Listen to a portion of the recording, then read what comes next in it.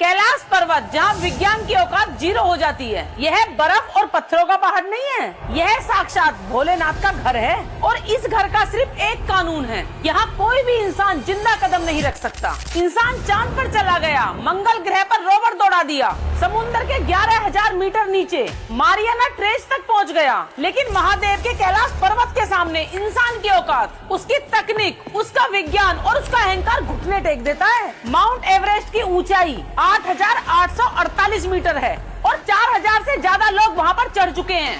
13 साल के बच्चों से लेकर 80 साल के बुजुर्ग तक माउंट एवरेस्ट को फतेह कर चुके हैं। लेकिन भोलेनाथ का कैलाश पर्वत माउंट एवरेस्ट से 2,000 मीटर छोटा है, सिर्फ 6,638 मीटर। फिर भी इंसान के पूरे इतिहास में आज तक एक भी बंदा कैलाश की चोटी पर अपने कदम नहीं रख पाया। आखिर क्यों? क्या राज छुपा है महादेव के इस अजय धाम में? क्यों यहाँ जाते ही मौत सामने आकर खड़ी हो जाती है? आपको क्या लगता है, क्या किसी ने महादेव के पर्वत पर चढ़ने की कोशिश नहीं की?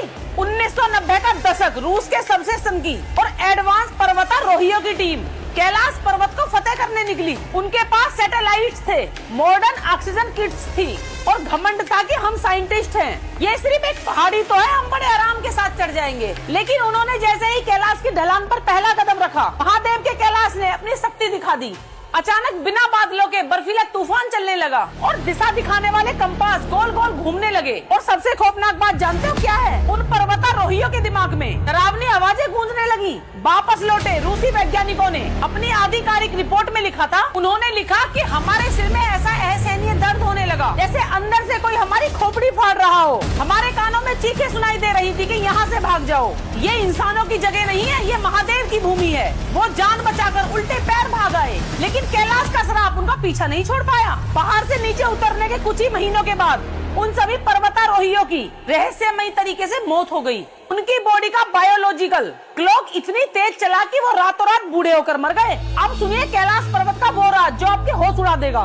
कैलाश पर्वत कोई साधारण पहाड़ नहीं है, ये एक टाइम ट्रैप है। यहाँ जाने वाले वैज्ञानिकों ने रिकॉर्ड किया कि कैलाश पर्वत की सीमा में कदम रखते ही समय की रफ्तार 100 गुना तेज हो जाती है और जो आपके हाथ पैर के नाखून और सिर के बाल हर पे 15 से 20 दिन में बढ़ते हैं, कैलाश के करीब वो सिर्फ 12 घंटे में बढ़ जाते हैं। लोगों के चेहरे पर अचानक से झुर्रियां आने लगती हैं और उनकी उम्र तेजी से ढलने लगती है। वैज्ञानिकों ने जब रिसर्च की तो पाया कि कैलाश के चारों तरफ एक ऐसा मैग्नेटिक फील्ड और रेडियो एक्टिव एनर्जी काम करती है जो इंसानी कोशिकाओं की उम्र को तेजी से बढ़ा देती है। यानी कैलाश पर वक्त नॉर्मल नहीं चलता, वहाँ समय खुद महादेव के इशारों पर नाचता है। अब जो मैं आपको बताने जा रही हूँ वो सबसे हैरान करने वाला सच है। कैलाश पर्वत के ठीक नीचे दो ऐसी झीलें हैं जो बिल्कुल एक दूसरे के आमने सामने स्थित हैं। पहली मानसरोवर झील, इसे देवताओं की झील कहा जाता है। इसका पानी शीशे जैसा साफ और अमृत की तरह मीठा है और इसका आकार गोल सूरज की जैसा है जो पॉजिटिव एनर्जी का भंडार है। मौसम कितना भी खराब हो, मानसरोवर का पानी हमेशा शांत रहता है। और दूसरी झील है राक्षस ताल,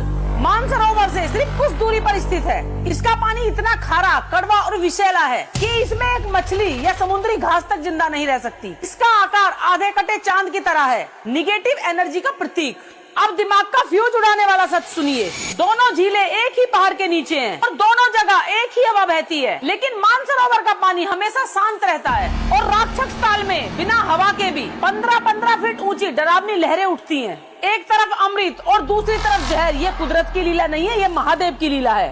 इसी कैलाश पर्वत से एशिया की सबसे विशाल 4 नदियां सिंधु, सतलुज, ब्रह्मपुत्र और कर्नाली निकलती है। वैज्ञानिक इसे एक्सिस मुंडी यानी पूरी पृथ्वी का केंद्र बिंदु मानते हैं। और इस केंद्र की ताकत क्या है, इसका सबसे बड़ा सबूत इतिहास में लंकापति रावण ने दे दिया था। रावण महाज्ञानी था, लेकिन उसे अपनी शक्ति का अहंकार हो गया था। उसने सोचा कि मैं बार बार लंका से कैलाश क्यों जाऊं, मैं पूरे कैलाश पर्वत को उखाड़ कर लंका ही ले चलता हूँ। रावण पर्वत के नीचे घुसा और अपनी पूरी 20 भुजाओं की ताकत लगाई और पूरे कैलाश पर्वत को हवा में उठा लिया। धरती कांपने लगी और 10 दिशाओं में हाहाकार मच गया। लेकिन कैलाश पर विराजमान महादेव ने क्या किया?